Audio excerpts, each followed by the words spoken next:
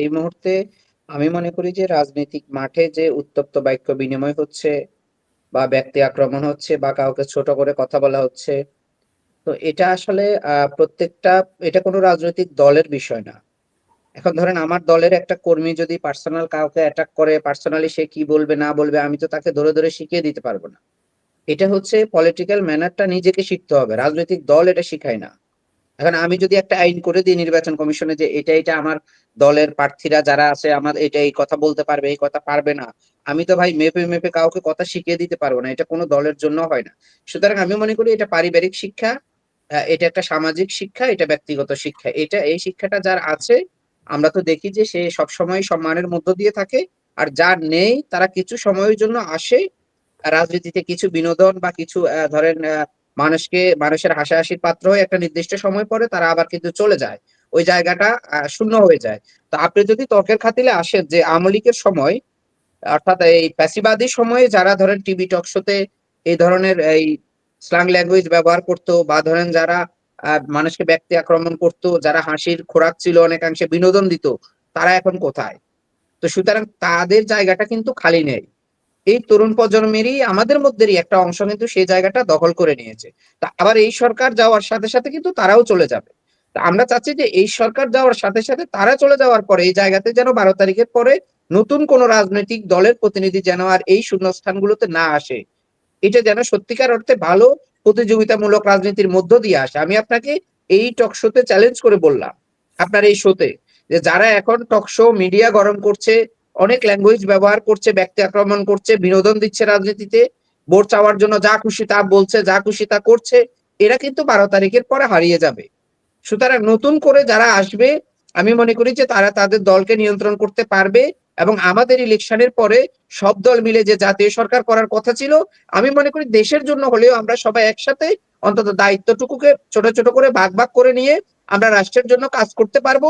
এটা আমাদের 2023 সালে যে একটা অ্যালায়েন্স হয়েছে যুগপৎ আন্দোলন, এক দফা দাবিতে, স্বৈরাচার খুনি হাসিনার পদত্যাগের দাবিতে, তা আমাদের সেই অ্যালায়েন্সের মধ্য দিয়ে যে রাজনৈতিক দলগুলো দুঃসময়ে ছিল, আমি মনে করি আগামী দিনে তারা বিজয়ী হোক বা না হোক, যেই দল বিজয়ী হবে তাদের এই জোট শরিকদেরকে নিয়ে তারা জাতীয় সরকারের মতো বিভিন্ন ক্যাবিনেট বলেন, উচ্চকক্ষ বলেন, বিভিন্ন জায়গায় কাজ করার সুযোগ করে দিয়ে সরকারকে একটা গ্রহণযোগ্য জায়গায় নিয়ে আসবে। এটাই হবে নতুন সরকারের সাফল্য। তখন জনগণও আস্থা পাবে, এই যারা রাজনীতিবিদ তারাও এই সরকারকে বিশ্বাস করতে শুরু করবে। দেখুন, একটা সরকারকে যদি রাজনীতিবিদরা বিশ্বাস না করে, সেই সরকার কিন্তু খুব বেশি দিন রান করতে পারে না। আপনি যদিও বলেন যে জনগণ বিশ্বাস করছে কি না করছে, জনগণ যদিও বিশ্বাস না করে, হয়তো ক্ষমতার জোরে, হয়তো ধরেন আপনার এই বাহিনীগুলো দিয়ে অনেকদিন থাকে, কিন্তু যখন রাজনীতিবিদরা একটা সরকারের প্রতি আস্থা হারিয়ে ফেলে, সেই সরকার কিন্তু তুরুপের তাসের মতো যখন ইচ্ছা তখন ভেঙে যাবে। এটা এটা প্রত্যেকটা, আমি মনে করি যারা সরকার গঠন করবে প্রত্যেকটা রাজনৈতিক দলের অন্তত এই বাক্যটা মাথায় রাখা উচিত, যে জনগণ আমাকে আস্থা রাখবে, বিশ্বাস রাখবে, সাথে সাথে আমার দলের এবং অন্য দলের রাজনৈতিক কর্মীরা, রাজনৈতিক নেতারা যেন আমার প্রতি বিশ্বাস না হারিয়ে ফেলে। সরকার দেওয়ালিয়া হয়ে গেছে, এই দল দেওয়ালিয়া হয়ে গেছে, এমন কোনো কথা যেন তাদের মাথায় চিন্তা না আসে। তাহলেই দেখবেন আপনি আগামী দিনে আমাদের এই অভ্যুত্থান সফল হবে।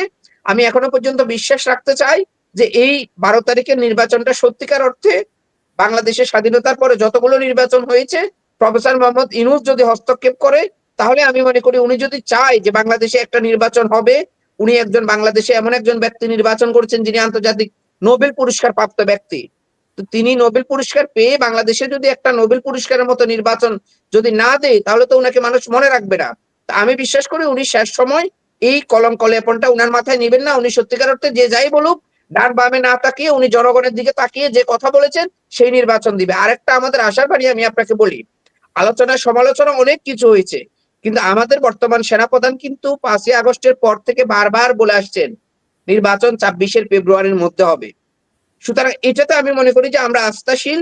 উনি নির্বাচনের প্রতি, গণতন্ত্রের প্রতি, জনগণের প্রতি উনার একটা দায়বদ্ধতা আছে, এবং সেনাবাহিনী এই নির্বাচনে অগ্রণী ভূমিকা পালন করবে নির্বাচন অবাধ, সুষ্ঠু, নিরপেক্ষ নির্বাচন হওয়ার জন্য। আমি মনে করি এই সেনাপ্রধান এবং আমাদের এই প্রধান উপদেষ্টা, এই দুইজন ব্যক্তি যদি চায় বাংলাদেশে এমন একটা নির্বাচন হবে যেটা 5 তারিখে মানুষ চেয়েছে, এবং ওই নির্বাচনে এই আপনি যে আপনার এখানে বলা হয়েছে যে 5 কোটি তরুণ ভোটার যারা সরাসরি অভ্যুত্থানের নেতৃত্ব দিয়েছে, যাদের মধ্যে 2 থেকে 2,500-কে গণহত্যা করে শহীদ করা হয়েছে, তারা হ্যাঁ, কিন্তু আমি মনে করি যে ভুল করবে না, যে যাই বলুক। এই ৫ কোটি ভোটার যদি ভুল না করে তাহলে আগামী দিনে আপনি দেখবেন যে জনগণের সরকার প্রতিষ্ঠা হবে এবং তারা কিন্তু তাদের সহযোদ্ধা বলেন, সহকর্মী বলেন, যারা এই সরকারের সাথে বিভিন্ন জায়গায় দায়িত্বে ছিল, এই ৫ কোটি ভোটার কিন্তু তাদেরকে অবজারভেশন করেছে যে আপনারা আমাদের প্রতিনিধি হয়ে কতটুকু কাজ করেছেন, কতটুকু কি করেছেন। তো এটা আমি মনে করি ৫ কোটি ভোটার তাদের ভোটের মধ্য দিয়ে তাদের মতামতটা প্রতিফলিত হবে সত্যিকার অর্থে তারা কোন নেতৃত্বের প্রতি বিশ্বাসী বা তারা কোন নেতৃত্ব চায়। তো এজন্য এই ভোটারদেরকে আমি মনে করি যে কাউন্সেলিং করার কিছু নাই। যারা নতুন করে ৫ কোটি ভোটার হয়েছে তারা প্রত্যেকেই নিজের ফেসবুক আইডি বলেন, নিজের সহপাঠী বলেন, বন্ধু-বান্ধব বলেন, আমি মনে করি তারা আমাদের থেকেও অনেক স্মার্ট এবং তারা আগামী দিনে তাদের ভোট এই দেওয়ার মাধ্যমে তারা জনগণের সরকার প্রতিষ্ঠা করবে, সকল ষড়যন্ত্রকে ভোটের মাধ্যমে নস্যাৎ করে দিবে এবং যারা এই ধরনের ধরেন অপরাজনীতি করতে চাচ্ছে ৫ তারিখের পরে, রাজনীতি ২ টা। একটা হচ্ছে আপনার আমি জনগণের জন্য গণতন্ত্রের জন্য রাজনীতি করি, আর একটা হচ্ছে অপরাজনীতি। অর্থাৎ আমি ক্ষমতায় আসার জন্য যা খুশি তা করি। আমি সেই ষড়যন্ত্রের কথা বলছি। আমি ক্ষমতা আসার জন্য দেশ বিক্রি করে দিলাম। আমি ক্ষমতা আসার জন্য দেশে আবার গণহত্যা শুরু করে দিলাম। এটাকে আমরা ষড়যন্ত্র বলি। আমি ক্ষমতা আসার জন্য ভোট কেন্দ্রগুলো পুড়িয়ে দিলাম। অর্থাৎ আমার দায়িত্ব জ্ঞানহীন আচরণের বহিঃপ্রকাশই হচ্ছে ষড়যন্ত্র। সুতরাং ষড়যন্ত্র, জি, এরকম কোন সত্যি। ষড়যন্ত্র যেন কেউ না করে আমি সেই কথা বলছি। প্রত্যেকটা রাজনৈতিক দলের একটা স্ট্র্যাটেজি থাকবে, নির্দিষ্ট লক্ষ্য উদ্দেশ্য থাকবে। এখন আমি যদি জনগণকে দেশকে ধ্বংস করে দিয়ে শেষ করে দিয়ে যদি বলি আমি ক্ষমতায় আসার জন্য এটা আমার একটা কৌশল, এটা ষড়যন্ত্র, এটা তো হতে পারে না আপা। এটা কখনো হয় না, বিশ্ব উন্নত কোনো দেশেও হয় না। আমি মনে করি বাংলাদেশও উন্নত বিশ্বের সাথে তাল মিলিয়ে উন্নয়নশীল দেশ থেকে অল্প সময়ের মধ্যে উন্নত দেশে পরিণত হবে শুধুমাত্র আমাদের এই ৫ কোটি ভোটার যদি তাদের সঠিক মতামত দেয় এবং নির্বাচিত সরকার আসার পরেও সেই সরকারকে জনগণের সাথে গণতন্ত্রের পক্ষে রাখার জন্য তারা আমি মনে করি যদি সঠিকভাবে কাজ করে তাহলে দেখবেন যে বাংলাদেশের সত্যিকার অর্থে ৫ তারিখের বিজয় এবং স্বাধীনতার পরে এই সরকার সবচেয়ে বেশি ধরেন ভালো, ভালো কাজ করতে পারবে। কারণ এরকম জেনারেশন অন্য কোন সরকার কিন্তু পায় নাই।